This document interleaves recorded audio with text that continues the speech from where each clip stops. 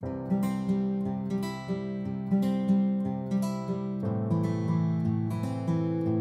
家好，用来种植蝴蝶兰的植料非常的多，水苔就是其中的一种。用水苔种植蝴蝶兰，水苔的用量的多与少，在种植上也有很大的区别。右边这一颗是我刚刚收到的蝴蝶兰，这一颗用水苔种植的，水苔的量是标准的一般兰场出厂前的用量。平常我们从超市买回来的蝴蝶兰就是这种种植方法。左边这一颗蝴蝶兰，我买回来之后就把原来的水苔拆了，里面是塞了薄薄的一小团水苔，水苔的量非常的少。这一颗蝴蝶兰用的水苔的量应该是右边这一颗蝴蝶兰用水苔的量的1/10。这颗蝴蝶兰用这么多水苔来种植，我想只要是有2个原因。第一个原因，因为这些兰花通常都是从台湾过来的，长途跋涉，用这么多的水苔把它固定好，它就不会摇摇摆摆的，整一个杯子都塞得严实，水分的流失就没有那么快，在路途中兰花的损伤没有那么大。而这一颗兰花用少量的水苔来种植，里面的空气流通是比较好。2颗都是用水苔种植，但是它们在浇水上就有很大的区别了。首先来看一下右边的这一颗兰花，我们通常买回来的兰花是用这种塑料杯种植，而水苔一般都是在这条线下面。下一次买兰花的时候，你看一下买回来的兰花，那些水苔是不是在这条线的下面？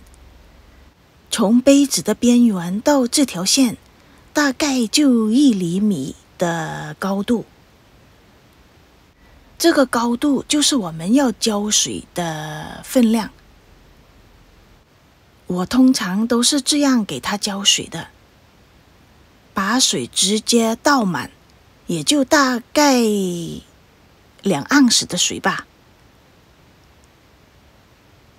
就这么简单，让水分慢慢的渗下去也就可以了。这种种植方法千万不要泡盆，因为里面的水苔的分量非常的多，如果把它整一盆泡在水里，它吸收的水分太多了，根在里面就很容易会被闷坏。我这种浇水方法，如果现在把这些水苔拆开的话，里面的水苔应该是干的，只是表面的水苔湿而已。这种湿度可以维持1到2个星期，非常的容易，也非常的省事。这一颗用少量水苔种植的蝴蝶兰，在浇水上就更加简单了，直接的把水倒满，泡大概5到10分钟，如果有时间的话也可以泡半个小时，都无所谓的。我用的是水龙头的水，不是用矿泉水，只是用它的瓶子装水而已。这些水苔用了大概1年左右，它的吸水性已经没那么好。如果是新水苔的话，简单的泡5分钟，它就非常的饱满了。再来看一下这一颗，水分慢慢的流到杯子底下面去，也没有多余的水分滴出来，而这些水苔还是比较干的。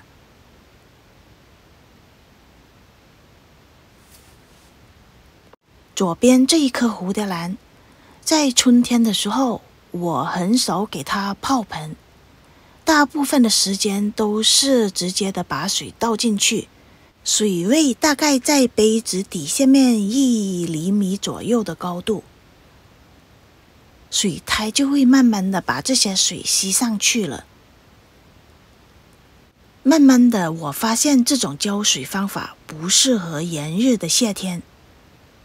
待会我给大家看一下，我为什么改用泡盆这种方法。现在把所有的水分沥干，尽量不要留多余的水分在杯子里。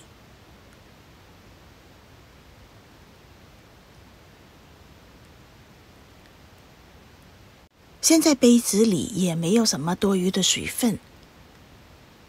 之前我就直接把水倒进去，就让它自己慢慢的吸收。由于这些水苔已经开始老化，它的吸水性就没有那么好。把水倒进去之后呢，多余的水分就一直留在杯子底下面。由于天气比较酷热，多余的水分在杯子里，对新长出来的新的根尖就很容易会被闷坏。看一下，这些都是被闷坏的新根。自从我发现这种现象之后呢，我就没有直接的倒水了。我之前的水位就在这里，水苔还比较新的时候，水分就很容易被吸收，水苔也比较饱满。自从它开始老化之后，这些水就没有办法吸干净了，多余的水分就一直留在杯子底下面。这样呢，很多新的根尖就会被闷坏了。